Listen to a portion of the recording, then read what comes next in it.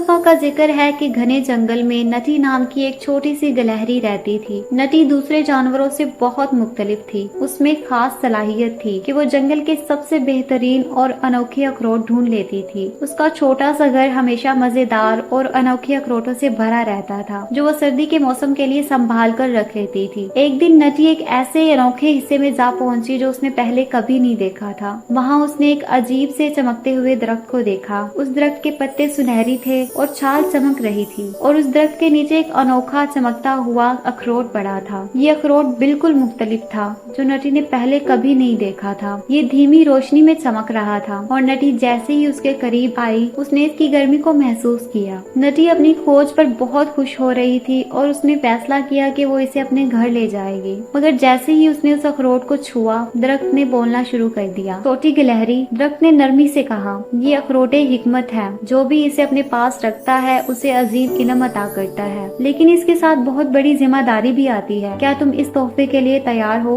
नटी ने चंद लम्हों के लिए सोचा। वो हमेशा से नई चीजें सीखना और दरियाफ्त करना चाहती थी, लेकिन वो ये भी समझती थी कि हिकमत का मतलब है कि सही फैसला करे, चाहे वो कितना ही मुश्किल क्यों ना हो। मैं तैयार हूँ, नटी ने हिम्मत से कहा। दरख्त और ज्यादा चमक उठा और अखरोटे हिकमत नटी के छोटे हाथों में बिल्कुल फिट आ गया। उस दिन से नटी जंगल की सबसे अक्लमंद जानवर बन गई। उसने सब जानवरों की मदद की और उन्हें सिखाया कि कैसे खाना ढूंढना है, खतरे से कैसे बचना है और फितरत के साथ मिलजुल कर कैसे जीना है। मगर नटी कभी भी अखरोटे हिकमत के सबक को नहीं भुलाती थी। उसने समझा कि अजीम इल्म के साथ ये जिम्मेदारी भी होती है कि इसे अक्लमंदी से इस्तेमाल किया जाए और इसे दूसरों के साथ बांट कर रखा जाए। और इस तरह नटी सिर्फ अखरोट जमा करने वाली गिलहरी नहीं, बल्कि जंगल की असली मुहाफिज बन गई, जिसे वहाँ के सब जानवर प्यार करते थे। और इस तरह जंगल छोटी गिलहरी नटी के देखभाल में फलने फूलने लगा। यहीं पर हमारी कहानी खत्म हो जाती है। ये कहानी आपको कैसी लगी कमेंट सेक्शन में जरूर बताइएगा, और मजीद ऐसी इंटरेस्टिंग कहानियों के लिए मेरे चैनल को सब्सक्राइब करना मत भूलिएगा।